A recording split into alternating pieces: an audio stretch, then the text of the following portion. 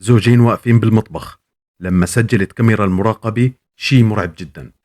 كريستال ودايما عايشين بكل هدوء وسعادة بمنزل أحلامهم اللي اشتروه من فترة أشهر، وبالرغم من سعادتهم بهالبيت لكن في شي بيصير يخليهم بحالة خوف.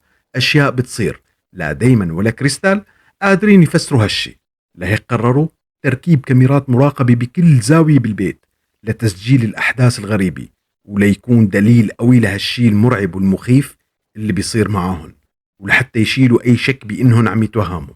فالشي اللي راح تشوفوه حقيقي، والشي اللي تسجل خلاهن بحالة من الرعب والخوف. فب 6 أغسطس 2022 سجلت الكاميرا هالشي المرعب. تابع معي.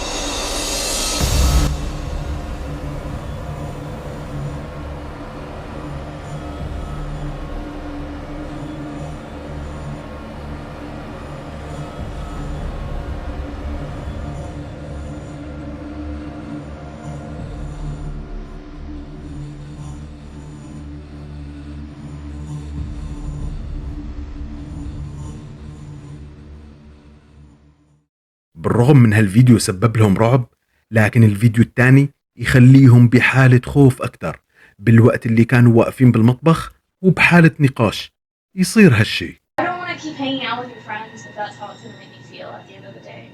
Like, it feels more like... They don't mean to do that. They're not like planning on, Do you know how it feels to hang out with a group of people and they don't even want you there? They do want you there. But I'm only there they want you because there. they They like like you a lot. you. No, they don't. They That's the only They reason. they like me. They're my friends. Because they're but they like you a lot. They're acting fucking rude to me. They're not trying. That's just how they.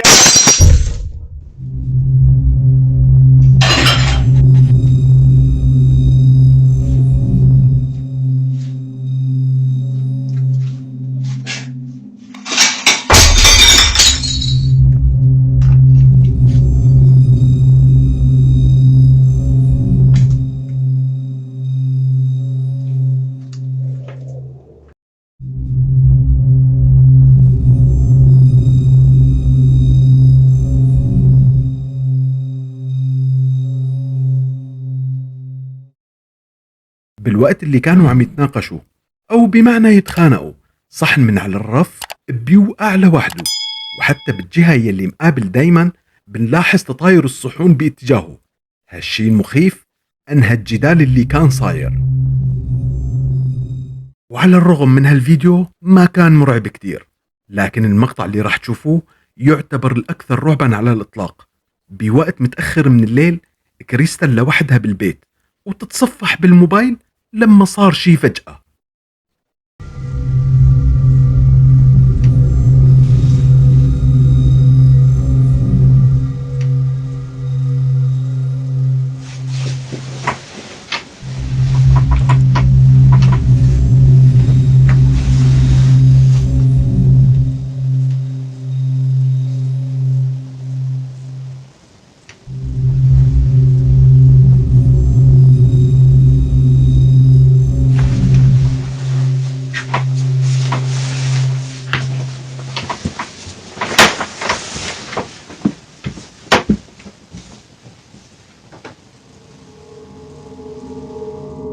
افتكرت إن دايما رجع للبيت، وبعد ثواني ما شافت حدا.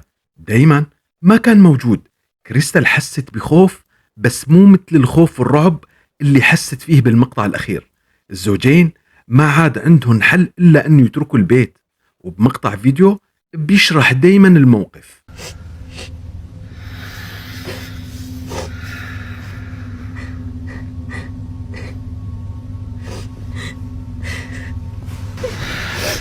Yeah. We're just outside because it's getting weird in there and we don't feel safe being in there anymore, so we're just gonna go to just Airbnb for the night and just for the night. And then we're gonna figure out what to do. الأشياء والأحداث تطورت وصارت مرعبة أكثر، فما قادرين يعيشوا بسعادة داخل هالبيت، فحسوا بيأس من منزل أحلامهم، فقرروا حجز اير بي ام بي، واللي ما بيعرفها أشخاص بيأجروا مكان للنوم ببيتهم بمقابل مبلغ مادي. المهم حجزوا وقرروا يبقوا هالليلة، ولكن بالليل الثاني قرروا يرجعوا للبيت ويجربوا شيء من الممكن باعتقادهم يحل المشكلة الموجودة عن طريق التواصل مع الروح أو الكيان، ويطلبوا منها المغادرة من المكان. وبالفعل عملوا هالشي وبدأوا يسجلوا عملية تحضير الأرواح. Yeah, it's fine. Okay. Good? Mhm. Good. Okay. Okay.